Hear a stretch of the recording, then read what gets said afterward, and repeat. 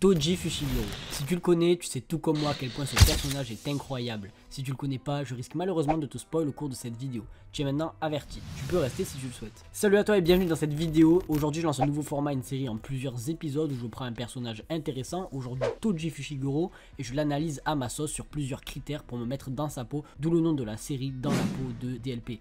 Aujourd'hui, on va analyser Toji Fushiguro, retracer son histoire, expliquer sa puissance, son écriture ainsi que son développement, sa philosophie. On va l'analyser en détail. Sur ce, c'est parti. Toji Fushiguro, à la base, il s'appelait Toji Zenin. C'est un ancien membre du clan Zenin, duquel il ne fait plus partie car il ne possède pas une once d'énergie occulte. Pour cela qu'il s'est renommé Fushiguro. Bref description, c'est un tueur à gages qu'on surnomme tueur d'exorciste et aussi le père de Megumi Fushiguro. C'est l'un des antagonistes phares de Jujutsu Kaisen, notamment dans l'arc passé de Gojo Satoru.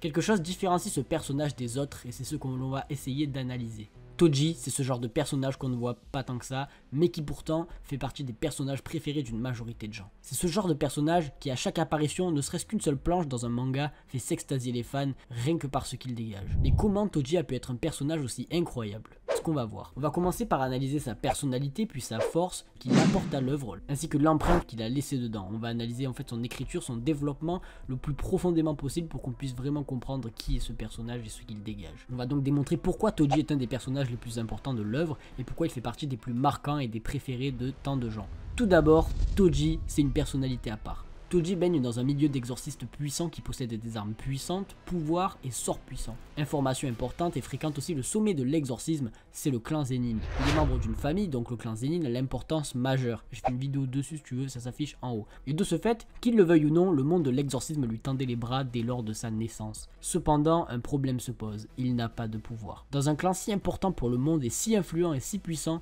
un des membres de la famille n'avait pas de pouvoir. C'est une catastrophe. Toji fut alors considéré comme un raté, un moins que rien par les siens. Le clan ne promettait pas vraiment un avenir glorieux.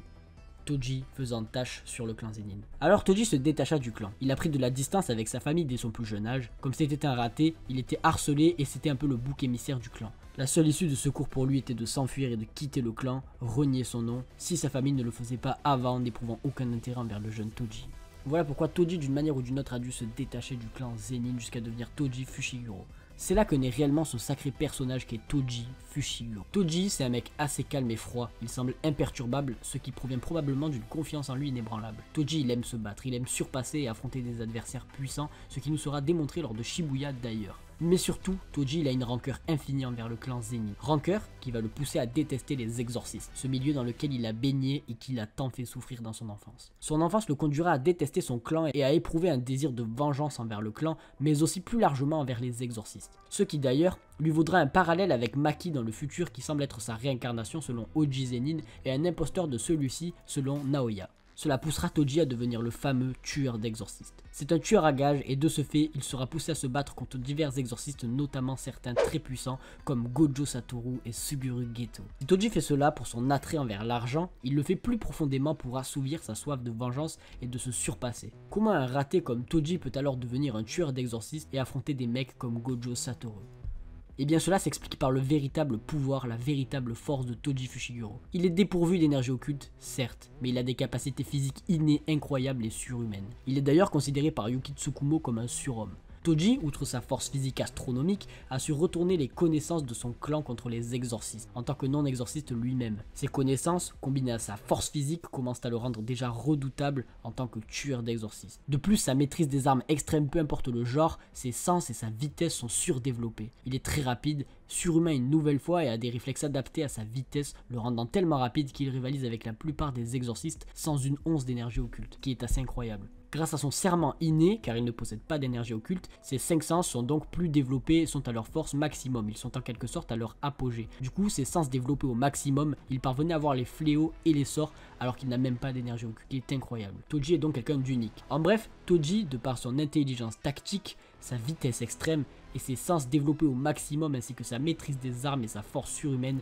il peut donc largement rivaliser avec la grande majorité des exorcistes et représente un adversaire surpuissant. Une belle vengeance envers sa famille qu'il a rejeté pour son inutilité et le considérant comme un raté, Toji étant pourtant peut-être plus dangereux qu'eux. En conclusion sur la force de Toji, c'est un crack.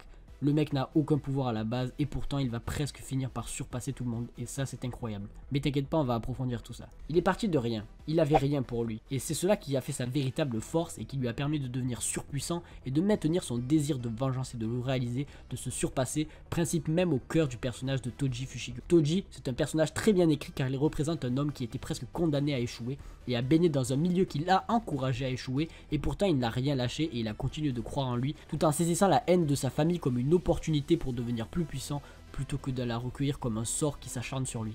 La haine de sa famille étant une opportunité de devenir plus puissant et de croire en sa vengeance et en lui et donc de devenir qui il est grâce à sa soif, ses objectifs, son ambition et sa détermination. Le parcours de Toji, sa famille et sa naissance même ont donc finalement conduit à développer sa force et ses ambitions, sa personnalité et sa soif de vengeance que nous avons vu précédemment, ce qui va d'ailleurs le conduire à devenir surpuissant et donc se surpasser et devenir Toji Fushiguro, traumatisant sa famille, des objectifs qu'il a finalement donc atteint, une belle vengeance d'un personnage qui n'a rien lâché et donne une belle leçon de vie.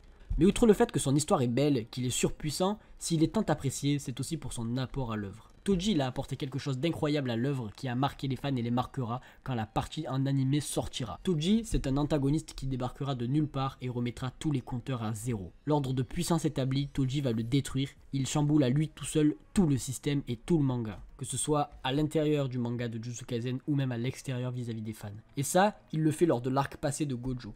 Gojo Satoru est introduit dans l'œuvre comme le plus fort et il le reste, l'homme qui n'a aucune concurrence vivante de son. Dans cet arc, Gojo Satoru est aussi accompagné de Geto Suguru qui est introduit entre autres comme le deuxième plus fort, une énorme mise en valeur de Gege Akutami sur ces deux personnages. Et le truc, c'est que Toji Fushiguro lors de son introduction dans l'œuvre, il va vaincre les deux. On passe d'une vision d'un Gojo invincible, même s'il était plus jeune et moins puissant que le Gojo actuel, et d'un Geto Suguru qui est le deuxième plus fort, à deux hommes vaincus par un seul, Toji Fushiguro qui ne possède pourtant absolument aucun pouvoir. De plus, au départ, il tue carrément Satoru, chose qu'il sera le seul à faire pour l'instant et à le mettre dans un tel état. D'ailleurs, personne ne remettra Gojo dans un tel état dans l'avenir. Il a une mission paraissant irréaliste, celle de récupérer une jeune femme, Riko Amanai, escortée par Gojo et Geto. Il tuera Riko Amanai, la ramènera et vaincra ses deux gardes du corps, accessoirement les deux plus puissants du monde Jujutsu presque. Toji a donc une mise en valeur énorme par Gege Akutami qui explique l'attrait que les fans ont pour lui par exemple, ce qui participe aussi d'ailleurs à son charisme. Autre critère qui définit Toji comme un personnage incroyable, à sa mort, le mec mourra de la manière la plus respectable qu'un personnage puisse trouver dans le monde de Jujutsu Kaisen.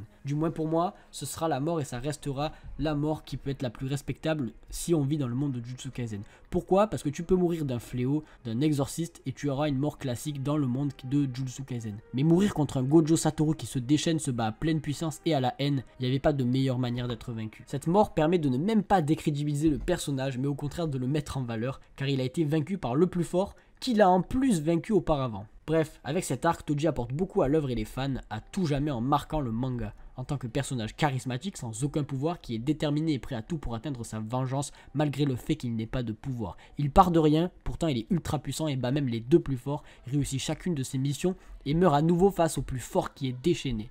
A partir de là, Toji marque forcément l'œuvre et reste comme un antagoniste culte. Mais c'est pas tout, dernier point. L'empreinte qu'il a laissée dans l'œuvre. Toji a cassé l'équilibre des puissances comme on l'a vu, il a remis les compteurs à zéro et remis en question le fait de ne pas avoir de pouvoir et le risque d'être vaincu à tout moment. Mais il va marquer l'œuvre bien plus profondément que ça. Le clan Zenin au centre de tout Jujutsu Kaisen à l'heure d'aujourd'hui et qui a une importance majeure dans l'œuvre est marqué d'une trace indélébile d'un Toji Fushiguro qui s'est bien vengé et a donc atteint ses objectifs, qui a bouclé la boucle de son développement. Le raté les a traumatisés et une Maki Zenin qui lui ressemble beaucoup en plusieurs points à l'avenir les effraie à tel point que certains ressentent de l'effroi juste en imaginant être face à Toji Fushiguro pourtant mort. Un fantôme qui traumatise toute une famille et même tout un monde. Prenons même l'exemple de Naoya qui semble ne vivre uniquement dans le but de l'égaler ou le surpasser et éprouvant une véritable admiration pour celui-ci. C'est un raté mais bien trop puissant. Naoya ne tolérera d'ailleurs pas du tout que Maki lui ressemble, la considérant comme un imposteur et voulant à tout prix la vaincre. Toji a donc marqué l'œuvre à travers les âges et le temps, même mort. Et le même mort prend tout son sens à Shibuya. Toji est tellement puissant que juste avec le sort d'un homme qui peut avoir le corps des personnes mortes et qui a emprunté celui de Toji, s'est retrouvé finalement à perdre le contrôle.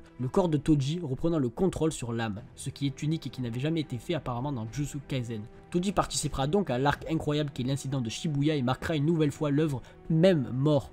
En effet, il va battre à plate couture Dagon, fléau surpuissant qui mettait pourtant en difficulté Nanami, Naobito et Maki en même temps, un Naobito qui sera d'ailleurs traumatisé rien que de le voir. Même mort, Toji fera partie des personnages les plus kiffants à observer et qui lui fera le plus de masterclass à Shibuya, un arc où il est censé être mort. Il fera d'ailleurs partie des plus puissants de cet arc aussi, faisant les combats les plus époustouflants, etc. D'ailleurs, la poésie de ce personnage se terminera à Shibuya lors d'un face-à-face avec son fils. En effet, si Toji semble ne pas avoir d'intérêt pour Megumi, il a tellement détesté sa famille et souffert à cause d'eux qu'il éprouve un amour profond pour Megumi. Il ne voulait surtout pas qu'il rejoigne le clan Zenin pour ne pas qu'il souffre. D'ailleurs, lors de son face-à-face, il lui demandera son nom et lorsque Megumi répondra Fushiguro, il semblera éprouver une certaine satisfaction et se suicidera pour ne pas avoir à se battre contre lui. Bref, Toji c'est un personnage vraiment très bien écrit qui est à la fois classe, badass, surpuissant et froid, mais aussi l'incarnation du surpassement, de la détermination, de la vengeance ainsi qu'un père qui protège son fils des souffrances qu'il a subies, d'un passé qu'il a marqué. À travers les âges de Jujutsu Kaisen, Toji occupera toujours une place centrale et a traumatisé tout le monde Jujutsu, à lui tout seul. Il a chamboulé le monde, celui des exorcistes, remettant leur puissance et l'ordre des pouvoirs à zéro, ainsi que le clan Zenin qui est encore traumatisé et le voit partout tel un fantôme traumatisé. Il a aussi chamboulé les fans du manga, faisant partie désormais des personnages ayant le plus marqué l'œuvre. De ce fait, Toji avec son histoire, sa puissance, son écriture et son vécu, ses actions, il devient un personnage incroyable et culte de l'œuvre, surkiffé par les fans. Ce qui explique pourquoi une simple planche de ce GOAT fait frissonner tout le monde. Voilà l'analyse de Toji Fushiguro. On aura à travers cette vidéo retracé un petit peu son histoire, expliqué sa puissance, son écriture, son développement ainsi que sa philosophie et l'impact et l'empreinte qu'il a laissé dans l'œuvre. J'espère que ce format un peu plus long mais plus détaillé te plaît. Il permet de mieux comprendre les personnages et de les analyser. C'est peut-être un peu incomplet pour l'instant mais je débute dans ce format, donc j'essaierai d'être plus clair, d'avoir une écriture plus travaillée, etc. à l'avenir et dans les prochains épisodes. Merci d'avoir regardé jusqu'ici. N'hésite pas à laisser un like si ça t'a plu et à t'abonner pour d'autres vidéos. Dis-moi en commentaire quel personnage tu aimerais voir pour le prochain épisode. Follow-moi sur Twitter, Satoru Kaiza, je te réponds en DM, etc. Merci beaucoup pour l'évolution de la chaîne. On se dit à très bientôt. Ciao.